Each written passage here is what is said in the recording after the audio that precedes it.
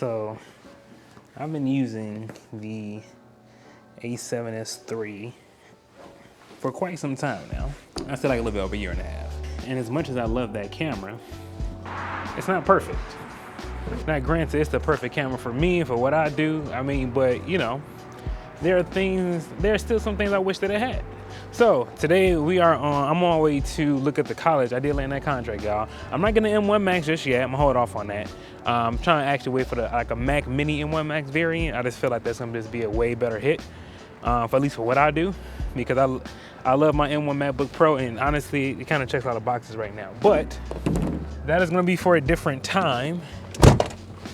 Today we're talking about the Sony A7S3, and Today we're talking about the Sony A7S3, and there are 7 things that I wish this camera had to just kind of make it even make the perfect camera more perfect.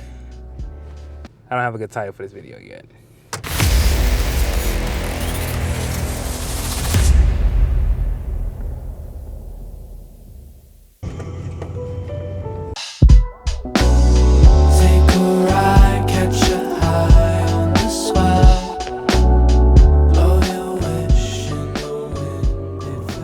So, besides the obvious, right? Besides the Sony A7S3 needing all the features that the Sony A7 IV has, the number one thing that the Sony A7S3 does not have, and it just blows my mind, is that you can't do 120 full HD in 10-bit unless it's an S&Q, which I find just absolutely crazy, because if I can shoot 4K 120 without being an S&Q, I should be able to do that with full HD. I don't know why that is, but Sony, like, that's something I need fixed ASAP, okay? Like, I should be able to have 120 frames per second with sound, because, I mean, hell, you know, if you can do 4K.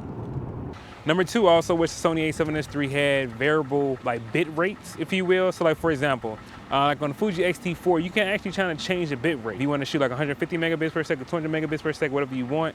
Well, not whatever you want, but obviously within its limits. I feel like with the Sony A7S3 being as dope as it is, and like the read and write speeds of like either Type A cards or V90, it would be pretty cool if you can at least kind of get your SI codec, if you will, your XAVCI codec. I wish you'd be able to go to up to 400 megabits per second like you could on a GH5. Like, honestly, I don't really think people get a GH5 much props. Like, the fact that that camera is able to shoot up to 400 megabits per second, you know, you got a lot of full frame cameras or cameras that's out now that can't even do that. So yeah, you know, A7S3, just give me higher bit rates.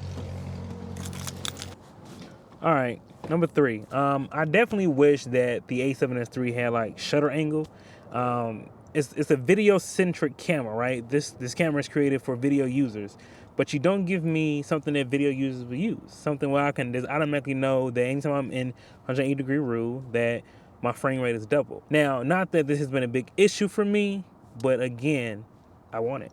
Also, within that shutter angle, I definitely wish that, again, kind of like the GH5. The GH5 does is they got it, be for real when it comes to this shit. But I definitely wish that I had a variable frame rate, right? Sometimes, you know, I've actually had clients who want exactly double the frame rate, let's say for 24 frames per second. I wish there was a way to shoot 48 frames per second on an A7S3. I mean, again, I just kind of wish my video camera that was specified for videos was just more video centric. Control and ND filters, then this might be the camera. If, however, losing things like top handle audio is an issue, then maybe not. Number 4, I wish the A7S3 had built-in variable NDs. Now, don't get me wrong, I do understand that if we had electronic NDs on the A7S3, we probably wouldn't have, active stabilization or any stabilization at all. And plus, with great variable NDs out there, you can make it work. But at the end of the day, man, a variable ND it's not coming close to an electronic ND. It's just not, it's not in the same ballpark. And I feel, again, with the A7S3 being a video camera, I just feel like that kind of just took this camera over the edge. And I know y'all probably saying that would be a thick-ass camera, but I would have been cool with an A7S3 or hell, even an FX3 being the same size as a C70 or a little bit smaller than a C70.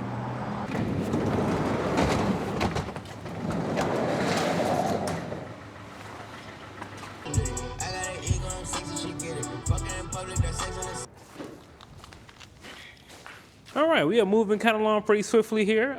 We are now at number 5. We only got 5, 6, 7, technically 3 more to go, but it's 2 because we're on the last point. Now, anyway, here's number 5.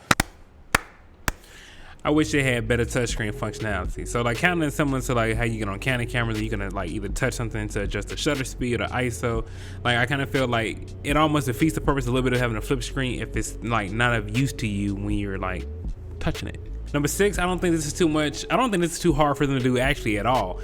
It would be to be able to monitor like your audio on your camera like via Bluetooth. Like Bluetooth is like heavily ingrained into our world by now. I definitely feel you should be able to like take some good Bluetooth or Bose Quiet Comfort and be able to hook them up to your cameras to monitor audio wirelessly, especially when you have things like AirPods, Galaxy. But I mean, we're in a wireless ecosystem now. Like that shouldn't be that hard to do. Number 7, this is the final and last thing that I wish my perfect baby had. I don't even know what she is. She's somewhere hiding right now. But the last thing I wish the Sony A7S III had, you know, it might be a push, but I feel it's doable, is like SRAW. I feel like the Sony A7S III should definitely be able to give you like some type of internal RAW format. Again, this may be pushing it because y'all might be like, hey man, that should be on an FX6 or even hell an FX3. But again, this is to make my camera the more perfect camera, to make my perfect camera more perfect. Not any other camera, but the camera that I got now. I want it to have SRAW. Not that I would be using RAW like that. You know, and again, I do understand that you use the Ninja V to get RAW out of it, but the Ninja V is heavier. There's more equipment that you gotta bring. It runs on more batteries. Like that's just more equipment that you gotta have versus if you just kind of had an internal, maybe like even an SRAW Lite, something of the sort, right? I'm not too picky. I understand there's limitation within these things, Sony, but I do feel like this is something that you all can easily do. So there are my 7 things to make my Sony A7S III better. But I am very curious, like out of those 7, which ones you agree with and like which ones you add. You know what I'm saying? Like what do you need to make hell, not even just a A7S III, but your camera more perfect than what it already is. It's your boy Sean. Be nice, man. We out, man. This is a dope video. Deuces.